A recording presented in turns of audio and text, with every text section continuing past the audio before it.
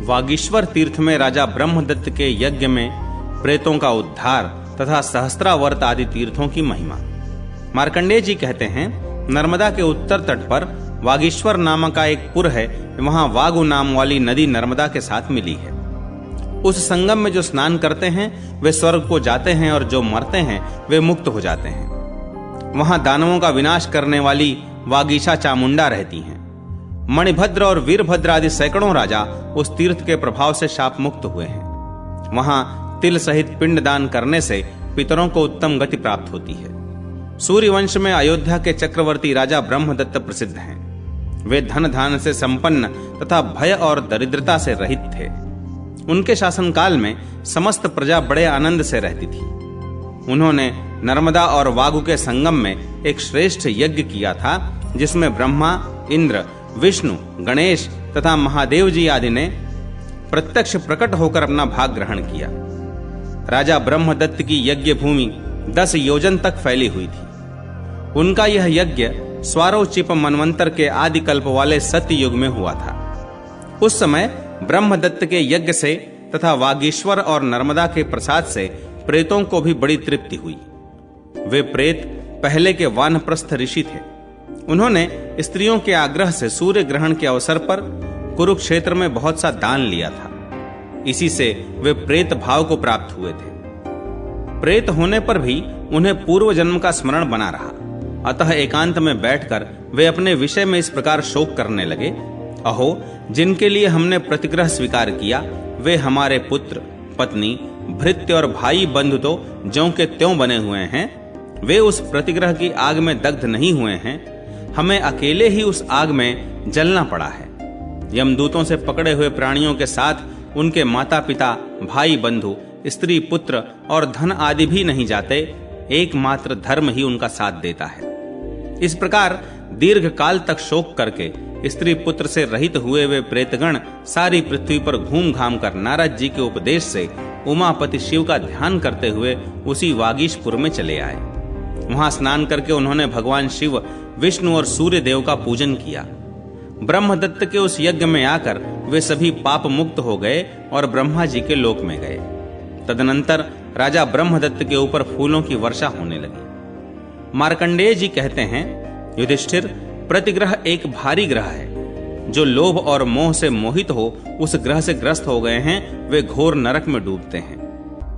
यद्यपि वेदोक्त यज्ञ और तीर्थ यात्रा आदि सत्कर्म भी सफल होते हैं, उनके द्वारा सद्गति में सहायता मिलती है, तथापि प्रतिग्रह लेने वाले मनुष्य अपनी आत्मा को क्लेश देते हैं। दाता और याचक की क्या गति होती है, इसकी सूचना उनके हाथों से ही मिल जाती है।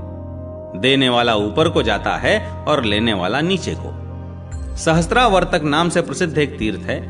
वहां विधि पूर्वक स्नान करने वाले पुरुष को वृषोत्सर्ग का फल प्राप्त होता है और वह अपनी 7 पीढ़ी तक को पवित्र कर देता है। नर्मदा के उत्तर तट पर यह तीर्थ सहस्त्र धनुष तक फैला हुआ है। उसके अंत में कारा का उत्तम वन है। वहां स्नान करने से अग्निष्टोम यज्ञ का फल मिलता है और मनुष्य स्वर्ग लोक को जाता है।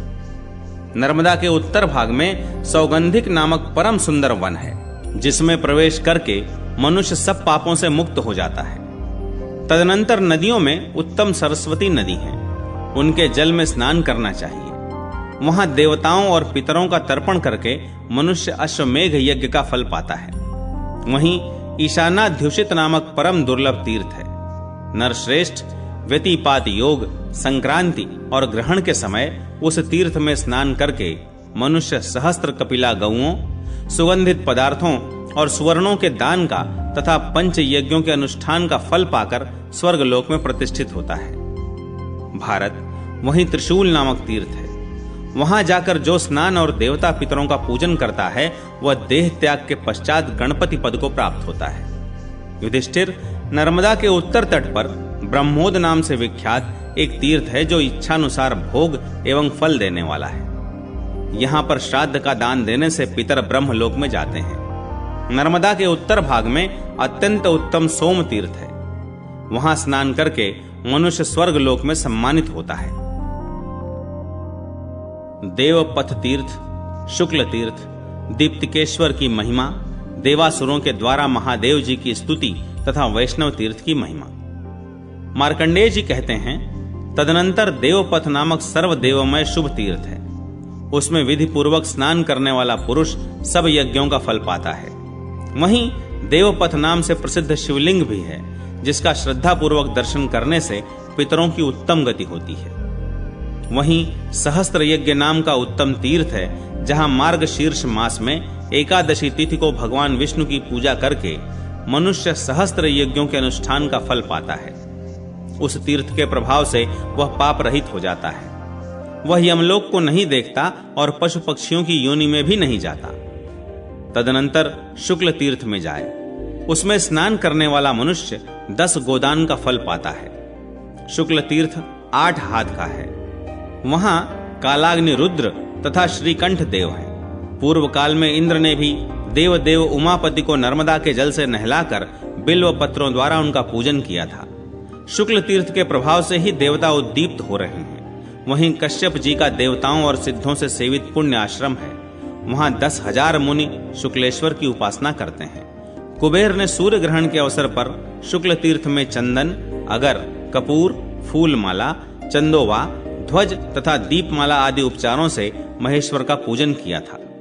अतः उस तीर्थ के प्रभाव से ही वे यक्षों के राजा और धन के स्वामी हुए हैं। उसी तीर्थ के प्रभाव से देवताओं ने देवलोक में नाना प्रकार के भोग प्राप्त किए हैं। वह तीर्थ सर्व तीर्थमय और सर्वदेवमय है। वहां स्नान और महादेव जी का पूजन करके मनुष्य सब देवताओं और दैत्यों के गणों से पूजित होता है। राजन, ययाति नाम से प्रसिद्ध एक चक्रवर्ती राजा हो गए हैं। उन्होंने बड़े बड़े यज्ञों द्वारा भगवान यज्ञ पुरुष का पूजन किया है। जहां पुण्य सलीला मधुमती नदी नर्मदा के साथ मिली है, वहां उन्होंने ब्राह्मण ऋत्विजों के साथ यज्ञ प्रारंभ किया था। वहीं मध्येश्वर लिंग है, जहां साक्षात भगवान महेश्वर निवास करते हैं। वहां स्नान करने वाले स्वर्ग में जाते हैं और जो वहां मरते हैं वे मुक्त हो जाते हैं। उसी स्थान पर भगवान विष्णु ने मधु और कैटभ नामक दैत्यों का वध किया था। वहां श्री विष्णु देव के पूजन से सहस्त्र गोदान का फल मिलता है। उस तीर्थ में तिलों के साथ जलदान और पिंडदान करने से पितर 14 इंद्रों की स्थिति काल तक तृप्त रहते हैं। ययाति का यज्ञ पूर्ण होने के पश्चात वहां पाताल से कालाग्नि के समान कांतिमान एक शिवलिंग प्रकट हुआ। भारत, उस लिंग की प्रभा से संपूर्ण जगत उज्जवल हो गया। तब लिंग रूपधारी भगवान वृषध्वज ने राजा ययाति से कहा, राजन, तुम्हारा कल्याण हो, तुम कोई वर मांगो। ययाति बोले, देव, आप भगवती पार्वती के साथ यहाँ रहें और इस स्थान का कभी त्याग न करें। यहाँ किए हुए यज्ञ, दान आदि सब कार्य सदा अक्षय हों। तपस्या और दान से रहित पापी मनुष्य भी यहाँ स्नान करके शुक्ल तीर्थ के प्रभाव से आपके लोक में चले जाएं। महादेव जी ने कहा, राजन, तुमने जो कुछ कहा है वह सब सत्य होगा। तत्पश्चात सब देवता अपने अपने विमान पर आरूढ़ हो स्वर्ग लोक को चले गए। राजर्षि ययाति भी दीर्घ काल तक राज्य का पालन करके अंत में स्वर्ग लोक को गए। मार्कंडेय जी कहते हैं, दीप्तिकेश्वर नाम से प्रसिद्ध एक सिद्ध लिंग कहा गया है, जिससे श्रेष्ठ तीनों लोकों में दूसरा कोई भी प्रसिद्ध नहीं है। दीप्तिकेश्वर देव का दर्शन, स्पर्श और पूजन करने से अनेक जन्मों का घोर पाप क्षण भर में नष्ट हो जाता है। जो मानव 1 दिन या 2 घड़ी भी उनकी पूजा करता है, वह इस भयानक संसार समुद्र में फिर जन्म नहीं लेता। देवताओं के स्वामी विष्णु, ब्रह्मा तथा अन्यान्य देवताओं के द्वारा विभिन्न नामों से उन उमा वल्लभ महादेव जी की स्तुति इस प्रकार की गई है। भगवान शिव सदा रहने वाले, अचल, प्रभा, प्रकाश रूप, दीप्तिमान, श्रेष्ठ वर देने वाले, अभीष्ट मनोरथ, पापहारी, श्वेत वर्ण, सब प्राणियों का संहार करने वाले, सर्व समर्थ, संसार के कारण, वैराग्य एवं मोक्ष के कारण, संयम रूप, सनातन, अटल, श्मशानवासी भगवान, आकाश में विचरने वाले, इंद्रियों में व्याप्त, वंदना करने योग्य, महान कर्म करने वाले, तपस्वी, समस्त प्राणियों को उत्पन्न करने वाले, मतवाले वेश में अपने स्वरूप को छिपाए रखने वाले, संपूर्ण लोकों की प्रजा के पालक और स्वामी, विराट स्वरूप, विशाल शरीर वाले, समस्त लोकों की सृष्टि करने वाले ब्रह्मा, समस्त प्राणियों के परमात्मा, विविध रूपों वाले, छोटे रूप वाले, मनन करने वाले, संपूर्ण विश्व के पालक, छिपे रूप वाले, सदा प्रसन्न, संसार बंधन का नाश करने वाले, प्रवृत्ति मार्ग में स्थित, महान अंगों वाले, समष्टि रूप, सबके सुनिश्चित आधार, सब कामनाओं से संपन्न, स्वतः प्रकट होने वाले,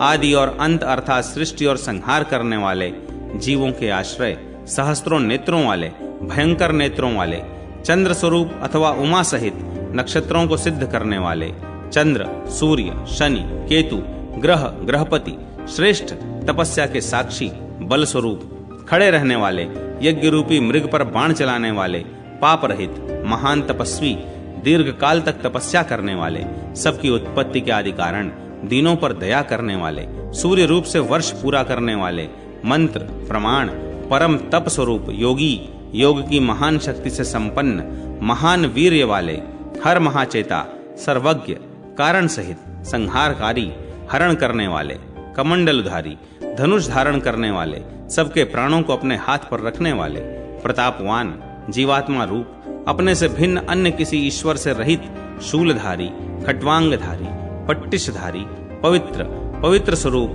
तेजस स्वरूप, तेज प्रकट करने वाले, आश्रय स्वरूप, मुकुट धारण करने वाले, सुमुख, जल में रहने वाले, विस्तार करने वाले, सूर्य रूप, सूर्य और चंद्रमा रूपी नेत्र वाले, सुंदर तीर्थ रूप, अपनी ओर आकृष्ट करने वाले, श्रृंगालेश्वर रूप से प्रकट, सर्व प्रयोजन रूप, सूंड धारण करने वाले गणेश रूप, निर्मल, जल के आधारभूत कमंडलु की भांति संपूर्ण संसार के आश्रय, अजन्मा, सुगंधित माला धारण करने वाले, हरिण रूपधारी, कपाल धारण करने वाले, जिनके वीर की गति ऊपर की ओर है, ऐसे ऊपर के लोकों के साक्षी, ऊंची उठी हुई भुजाओं वाले, नभ, अष्टमूर्तियों में से आकाश रूप, 3 जटा धारण करने वाले, सब जीवों के आवास स्थान, रुद्र, कार्तिकेय रूप से देवताओं के सेना नायक, सर्वव्यापक, दिन में चलने फिरने वाले, रात में विचरने वाले, जिनके श्री अंगों से उत्तम सुगंध निकल रही है, ऐसे संपूर्ण दिशाओं के स्वामी, राजाओं को मारने वाले परशुराम रूप, त्रिपुरासुर, अंधकासुर आदि दैत्यों को मारने वाले, धारण पोषण करने वाले, रूप गुण स्वरूप, सिंह और शार्दूल रूप से प्रकट, व्याघ्रेश्वर, गजासुर का गीला चमड़ा धारण करने वाले, पीड़ा हरने वाले, समय से योग साधना में तत्पर, महानाद स्वरूप, सबके निवास स्थान, चारों ओर जाने वाले मार्ग स्वरूप, दुर्घर्ष प्रेतों में विचरने वाले, समस्त प्राणियों में रहने वाले, महान ईश्वर, अनेक रूपों में प्रकट, बहुत धन वाले, समस्त पुरुषार्थ स्वरूप, उत्तम गति स्वरूप, तांडव नृत्य को पसंद करने वाले, तांडव नृत्य करने वाले, नाचने वाले, मेघ स्वरूप, भयंकर, बड़ी भारी तपस्या करने वाले, सब में वास करने वाले, अविनाशी, पर्वतों को धारण करने वाले, आकाश रूप, सहस्त्रों रूपों में प्रकट, जानने योग्य, उद्योग एवं निश्चय रूप, निर्णय एवं सिद्धांत रूप, अन्याय न सहने वाले, क्षमाशील, चतुर, दक्ष यज्ञ का विध्वंस करने वाले, दक्ष यज्ञ का अपहरण करने वाले,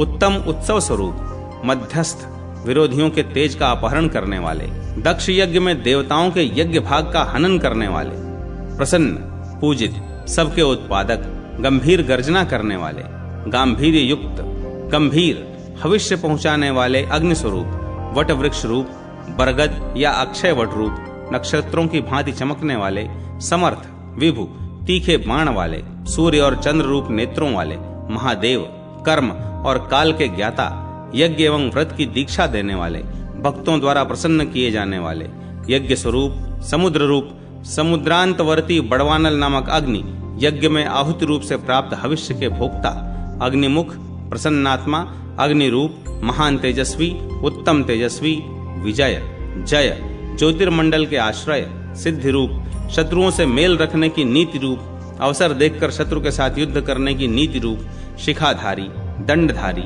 जटा धारण करने वाले, लपट वाले, मूर्तिमान जल रूप, बलहीन, बाह्य स्वरूप, बांस का डंडा धारण करने वाले, पापियों को बेताल की भांति भय देने वाले, कालाग्नि, काल को भी दंड देने वाले, तारा स्वरूप अथवा अविनाशी शरीर वाले, अभ्युदय रूप, ब्रह्मा रूप, सुगंध वहन करने वाले वायु रूप, सबसे ज्येष्ठ, प्रजाजनों के रक्षक, विष्णु स्वरूप, भुजा की भांति सबके सहायक, यज्ञ में विशिष्ट भाग ग्रहण करने वाले, सब और मुख वाले, संसार बंधन से मुक्त करने वाले, देव समुदाय रूप, सुवर्णमय कवच धारण करने वाले, जगत स्वरूप, रजोगुण रहित, भस्म लगाने वाले, बड़े आचारवान, विख्यात यश वाले, आदि रहित, सब प्राणियों के आदि कारण, सबके आदि पुरुष, सबके जन्मदाता, सबके ज्ञानदाता, सर्प स्वरूप, महान आवाज से युक्त, तुच्छ वस्तु की माला धारण करने वाले, मस्तक पर उठती हुई गंगा की लहरों को जानने वाले, 3 वेद और तीनों लोक जिनके पद अर्थात स्थान हैं, वे भगवान शिव त्रिनेत्रधारी,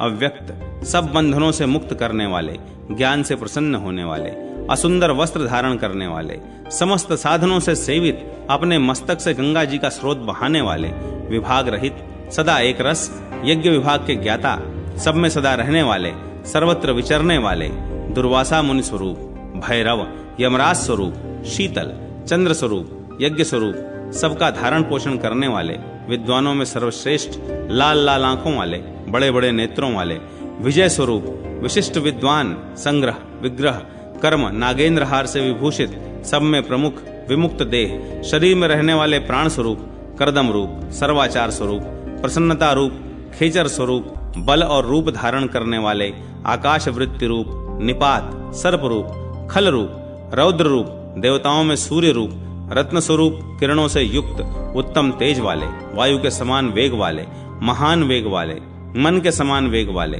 रात्रिचारी, सर्वावास, लक्ष्मी के निवास स्थान, व्यापक, लोकेश जिनकी कलाएं हैं वे, हर, मुनि, आत्मगति, लोक, सहस्त्रमुख, विभु स्वरूप, यक्षों से युक्त, कुबेर रूप, बाज पक्षी के समान वेग वाले, प्रकाश रूप, प्रजाओं के स्वामी, मतवाले, कामदेव के तुल्य रूप वाले, अर्थ और अनर्थ की प्राप्ति में कारण, महान सिद्ध योग स्वरूप, भक्तों के क्लेशों का अपहरण करने वाले, सिद्ध, सर्वार्थ साधक, भिक्षु, भिक्षु रूप, 6 प्रकार के ऐश्वर्यों के स्वामी, कोमल चमड़ी वाले, विशाल सेना वाले कार्तिकेय रूप, विशाख स्कंद, जिनका भाग लाठी में बांधा जाता है वे, गौओं के पालक, हाथ में वज्र धारण करने वाले, रोकने वाले, विशेष रूप से स्थित, स्तब्ध करने वाले, नक्षत्र रूप, शत्रु को भी सहारा देने वाले, काल, वसंत रूप, महुआ के समान नेत्रों वाले, बृहस्पति रूप, अन्न ही जिनकी सेना है ऐसे, निष्ठावान, आश्रम सूचक, ब्रह्मचारी,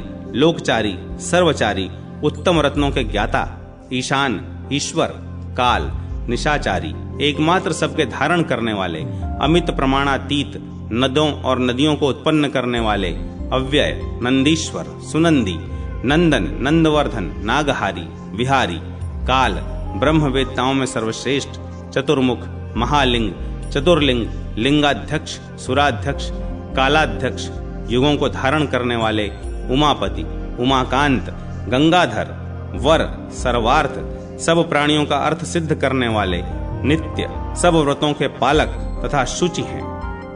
नाथ, ब्रह्मा आदि देवताओं और महर्षियों को भी जिनका ज्ञान नहीं होता, उन्हीं आप परात्पर परमात्मा की स्तुति कैसे की जा सकती है? मार्कंडेय जी कहते हैं, इस स्तोत्र को सुनकर श्रीमान द्वीपेश्वर शिव प्रसन्नता पूर्वक मुस्कुराते हुए बोले, देवताओं, तुम लोग वर मांगो। देवता बोले, महेश्वर, आप दैत्यों के विनाश और हमारी रक्षा के लिए उद्यत रहें। जो पाप परायण अधम मनुष्य भी यहाँ के 5 लिंगों का अर्चन करे, उसे वह उत्तम गति प्राप्त हो, जो बड़े बड़े यज्ञों द्वारा भी दुर्लभ है। पूर्व काल में उसी तीर्थ में इंद्र ने देव दानव वंदित देवाधिदेव उमापति का सहस्त्र नामों द्वारा स्तवन किया था। इससे भगवान शंकर का प्रसाद प्राप्त करके वे देवराज के पद पर प्रतिष्ठित हुए। इसी प्रकार कुबेर ने लक्षेश्वर देव का स्तवन किया था। युधिष्ठिर, उस तीर्थ में जो मोक्षदा नाम वाली देवी हैं, उन्हीं को पार्वती जानो। मोक्षेश्वर सिद्ध लिंग है, वहां देवता और असुर भी मस्तक नवाते हैं। तदनंतर परम उत्तम वैष्णव तीर्थ को जाए। वह तीर्थ कोकिला नाम से विख्यात है और सब पापों का नाश करने वाला है। देवाधिदेव भगवान जनार्दन उसे वैष्णव क्षेत्र कहते हैं। जो मनुष्य वहां परम पवित्र एकादशी व्रत करके दीपमाला को जगाता है, उसकी इस दुखद मर्त्यलोक में पुनः आवृत्ति नहीं होती। वहां पर श्राद्ध आदि करने से पितरों को अनंत काल तक तृप्ति बनी रहती है। इसी तीर्थ में किए हुए पुण्य से ध्रुव नक्षत्रों के तेज से परम उज्जवल होकर ध्रुव पद को प्राप्त हुए हैं। नर्मदा सर्वतीर्थमयी है, महादेव जी भी सर्वदेवमय हैं, बुद्धि सर्वधर्ममयी है तथा तपस्या क्षमा और सत्यमय है। 5 इंद्रियों को वश में करना ब्रह्मचर्य है और यह ब्रह्मचर्य ही तपस्या का मूल है। क्षमा, सत्य, जप, स्वाध्याय और तप, इन्हीं का नाम संयम है। राजन, जो मनुष्य प्रातः काल उठकर द्वीपेश्वर, कपिलेश्वर और नरकेश्वर इन सब का नाम लेता है, वह सब तीर्थों का फल पाकर शिवलोक में प्रतिष्ठित होता है।